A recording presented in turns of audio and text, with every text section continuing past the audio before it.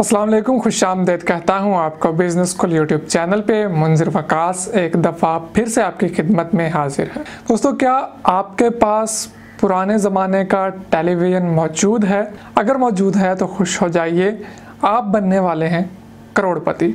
इस बिज़नेस को हम इस वीडियो में तफसील के साथ जानेंगे। एक एक बात जो है वो आपके बहुत फ़ायदे की है, लिहाजा वीडियो को छोड़िएगा मत। और ये सिर्फ टेलीविज़न पे आपको सहूलत नहीं मिल रही करोड़पति बनने वाली, बल्कि अगर आपके पास पुराना रेडियो, पुराना टेप रिकॉर्डर, पुरानी सिलाई मशीनें चीज़ें हैं या जो भी इलेक्ट्रॉनिक का पुराने दौर का सामान है, तो आप वो बेचकर करोड़ों रुपए कमा सकते हैं। खुश हो जाइए, करोड़ों रुपए के मालिक बनने वाले हैं आप। ऐसा बहुत जगह आपने पढ़ा होगा, फेसबुक पे भी और दीगर जगहों पे भी, यूट्यूब पे भी शायद कोई वीडियो इसके मुतालिक हो। तो किस तरह से आप बेच सकते हैं, कौन आपसे ख़रीदेगा, कौन आपको बेचेगा, कौन आपको पैसे किस तरह से मिलेंगे, बैंक ट्रांसफ़र होगा या नकद कैश की सूरत में आप ले सकते हैं। ये पाकिस्तान में सेल होंगे या किसी दूसरी कंट्री में सेल होंगे। अगर दूसरी कंट्री में सेल होंगे तो आप किस तरह से कर पाएंगे, ये सारी बातें जानेंगे हम आज के इस वीडियो में। लेकिन उससे पहले आपको थोड़ा सा सब्र करना होगा, मेरे से एक छोटी सी स्टोरी सुनना पड़ेगी, क्योंकि कुछ बड़ा पाने के लिए थोड़ा टाइम तो आपको देना होगा। यह स्टोरी सुनने के बाद ये स्टोरी इसी चीज़ का मुताल्लिक है कि ये क्या सिस्टम है, क्यों इतने महंगे हो गए हैं टीवी, और किस तरह से कोई ख़रीदेगा बेचेगा, वो सारा कुछ इसी स्टोरी में ही है। ये कोई स्टोरी इररेलेवेंट नहीं है, कोई मेरी अपनी स्टोरी नहीं है या किसी मेरे दोस्त की स्टोरी नहीं है, बल्कि इसी बिज़नेस का मुताल्लिक स्टोरी है। वो सुन लीजिएगा, उससे आपको बहुत सारा फ़ायदा होगा और उससे आप आसानी के साथ गलत बंदों को बेचने के बजाय सही बंदों को बेच पाएंगे। एक गांव था, वहाँ पे काफ़ी सारे बंदर रहते थे। बंदे भी रहते थे और बंदर भी रहते थे, और इतने ज़्यादा तादाद में बंदर थे कि लोगों को कोई टेंशन नहीं होती थी, उनके घरों में भी आ जाते थे साथ में। तो बहुत ज़्यादा बंदर थे, लोग भी रह रहे थे, बंदर भी रह रहे थे। तो वहाँ पे दो लोग आए, उन दोनों में से एक साहिब था और एक उसका मुलाजिम था या सेक्रेटरी था।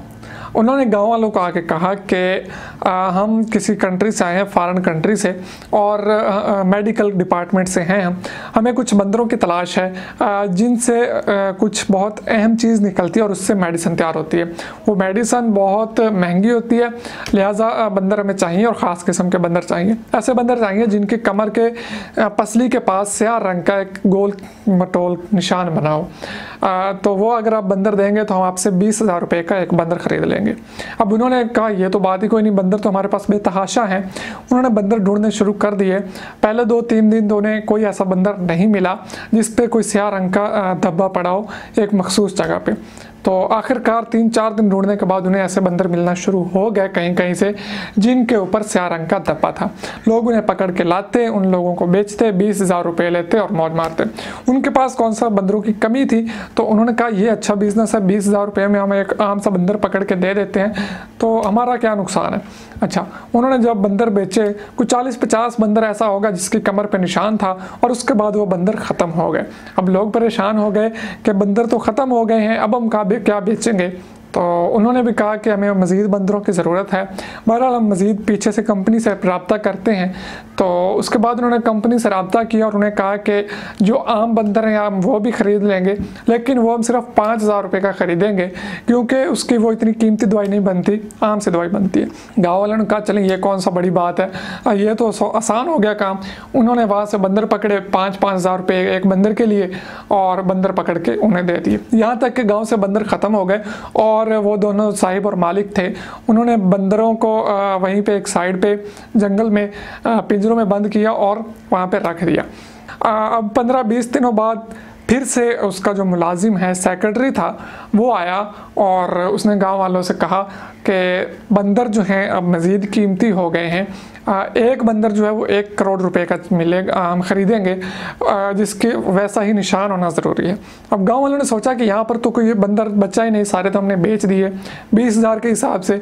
करोड़ वाला बंदर तो अब आया, मतलब कि पहले तो हम लुट गए।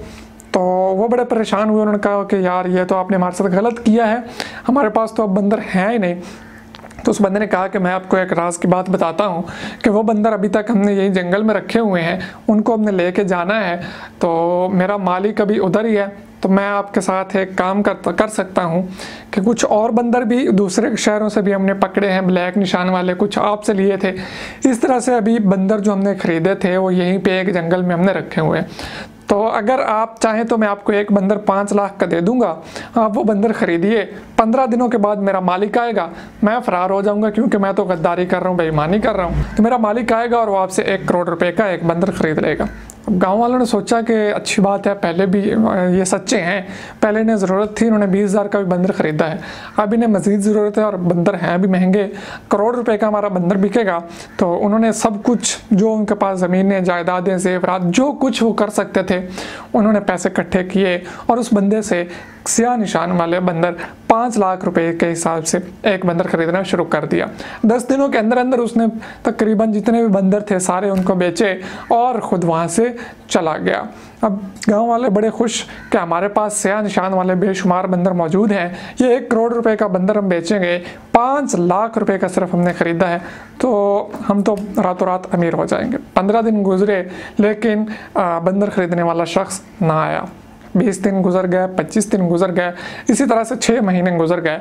लोग अपनी जेब से पैसे खर्च करके बंदरों को खुराक भी देते, लेकिन ना बंदर खरीदने वाले ने आना था और ना ही वो आया। और इस तरह से एक आम बंदर जो उन्होंने 20,000 रुपये में बेचा था, 5 लाख में ख़रीद के उसको फिर से आज़ाद कर दिया। अब चक्कर क्या था कि उन्होंने उस पर ब्लैक निशान लगाए थे, 40-50 बंदरों पे, सारे ख़रीदने के बाद सब पे निशान लगा दिए और उन्हीं गांव वालों को बेच के उनके साथ फ्रॉड कर लिया। आई होप कि आप अंदर की बात को समझ गए होंगे, क्योंकि बंदरों से कोई दवाई नहीं बनती थी। उन्होंने सिर्फ स्टार्ट में इन्वेस्टमेंट की और 20,000 और 5,000 रुपये में ख़रीदा हुआ एक बंदर 5 लाख में सेल किया और रफू चक्कर हो गए। तो ख़वातीन व हज़रात, सामीन व नाज़रीन, ये जो टीवी और कंप्यूटर और LCD और जो कुछ भी पुराना सेल हो रहा है, ये सेम यही स्टोरी है। कोई भी आपसे कोई एक केस भी आप सुना दे, 2 महीनों से मैं सुन रहा हूँ हर तरफ कि TV black and white sale हो रहा है, 20 करोड़ का, 15 लाख का, 35 लाख का, 50 लाख का, करोड़ों में भी कोई लोग ये भी कह रहे हैं कि मुँह मांगी कीमत मैं देने के लिए तैयार हूँ। तो क्या आपने आज तक कोई सुना है 2 महीनों में एक बंदा भी करोड़पति हुआ हो टेलीविज़न बेच के? नहीं, क्योंकि टेलीविज़न कोई ख़रीद ही नहीं रहा। दरअसल कुछ ऐसे लोग हैं जो कि आपको black and white TV sale करना चाहते हैं, वो आपको लाखों रुपए में सेल करेंगे और उसके बाद आप कहीं नहीं सेल कर पाएंगे। वो आपके घर के लिए एक शो पीस बन के रह जाएगा, जो कि आपने इस लालच में लाख रुपए का ख़रीदा होगा कि ये मेरा 20 लाख का सेल होगा, इस लालच में आपने 20 लाख का ख़रीदा होगा कि ये मेरा 20 करोड़ रुपए का सेल होने वाला है। तो खुदारा कोई टेलीविज़न मत ख़रीदिए और मुझे कोई एक बंदा आप ला के दिखा दें जिसने पुराना टेलीविज़न या कोई भी जो चीज़ें वो ख़रीद रहे हैं वो करोड़ों रुपए में या लाखों रुपए में बेचा हो। मैंने कल एक पोल किया था जिसमें मैंने पूछा था कि क्या आपके पास पुराना टीवी है। उसमें 78% लोगों ने कहा कि जी हमारे पास है। तो उन 78% लोगों से मैं रिक्वेस्ट करूंगा कि काइंडली अगर आप कहीं पे ये टीवी सेल करें तो मुझे ज़रूर बताइएगा कि आपने कितने करोड़ का सेल किया। 19% लोगों ने कहा नहीं है और 3% लोग ऐसे भी थे जिनकी तादाद 328 के 3% तकरीबन 12 लोग बनते हैं। उन्होंने कहा कि हम अभी टीवी ख़रीदने लगे हैं, हम अभी पुराना टीवी ख़रीदने लगे हैं, ख़रीद के उसको दोबारा हम करोड़ों रुपए का सेल करेंगे। तो खुदारा किसी लालच में मत आइए, मैं आपसे रिक्वेस्ट करूंगा, हाथ बांध के रिक्वेस्ट करूंगा। पहले भी मैंने एक फ्रॉड पे वीडियो बनाया था, अब भी मैं बना रहा हूं और इस चक्कर में मत पड़िए। आपसे कोई टेलीविज़न नहीं ख़रीदेगा, फिर आप हाथ मलते रह जाओगे। इस तरह के सैकड़ों केसेस हैं मेरे अपने यहाँ इलाके में भी, बहुत सारे ऐसे केसेस हुए हैं। कभी किसी को ब्लैक धूम वाला खच्चर चाहिए, कभी किसी को बड़े बड़े छिपकले चाहिए, कभी किसी को ख़ास किस्म का सांप चाहिए, लेकिन जब वो लोग ख़रीद लेते हैं कहीं ना कहीं से तो उसके बाद वो कहते हैं जी वो कंपनी यहाँ से चली गई है, उन्होंने ख़रीद लिए। तो इस चक्कर में मत पड़िए, मैं आपको रिक्वेस्ट करने के लिए वीडियो बनाया है और दूसरों को भी बचाइए, ज़्यादा से ज़्यादा शेयर कीजिए। एक प्रोपेगेंडा है, लोग सिर्फ आपको अपने पुराने नाकारा किसी ना काम के टेलीविज़न जो है वो सेल करना चाहते हैं। वो लोग कौन है? वो दुकानों वाले हैं, जो भी हैं, और वो कह रहे हैं कि इसमें से रेड मरकरी निकलती है जिससे दवाई तैयार होती है। ठीक है, तो रेड मरकरी या किसी भी किस्म की मरकरी इंसानी सेहत के लिए इंतहाई मुज़र, इंतहाई नुकसानदेह है। ठीक है, अगर कोई बना भी रहा है इससे दवाई तो वो आपके फ़ायदे के लिए नहीं बना रहा। यकीनन कुछ ऐसे लोग हैं जो कि जानबूझ के यहाँ के लोगों में कैंसर और एड्स जैसे मर्ज़ फैलाने में लगे हुए हैं, और क्योंकि उनका बिजनेस है मेडिसिन बेचना, एड्स का इलाज करना, कैंसर का इलाज करना। ठीक है, आई होप आप समझ रहे होंगे अंदर की बात। अगर कोई ऐसी दवाई बना भी रहा है मरकरी से, तो मरकरी से आपके अंदर वो एड्स, कैंसर वगैरह जैसे बीमारियां पैदा करने के लिए आपको ये चीज़ें दे रहे हैं, और फिर आपसे ही वो पैसा बटोरेंगे जब उनकी मेडिसिन सेल होंगी इन अमराज की। तो बच जाइए, और दोस्तों को भी ज़रूर इस वीडियो को खुदा के लिए इस वीडियो को शेयर कीजिएगा। मैं कभी भी मैंने रिक्वेस्ट नहीं की आप मेरे बिज़नेस वाली वीडियोस को बिल्कुल शेयर ना करें, लेकिन इस वीडियो को लाजमी शेयर कीजिएगा, क्योंकि इससे कई लोगों के जमा पूंजियाँ बेचारों की हैं जो वो बच सकती हैं, कई गरीबों की जमा पूंजियाँ बच सकती हैं। ऐसे लालच में आके मेरे पास कोई 10 मेरे दोस्त आए हैं इधर उधर के, यार कहीं से पुराना टीवी ढूंढ दो, कहीं से पुराना टीवी ढूंढ दो, और वो खरीदने के लिए तैयार हैं, लाख 1.5 लाख रुपए में भी खरीदने के लिए लोग तैयार हैं। तो मत ऐसा कीजिए, लूटने से बचिए, दूसरों को भी बचाइए। अल्लाह हाफिज़।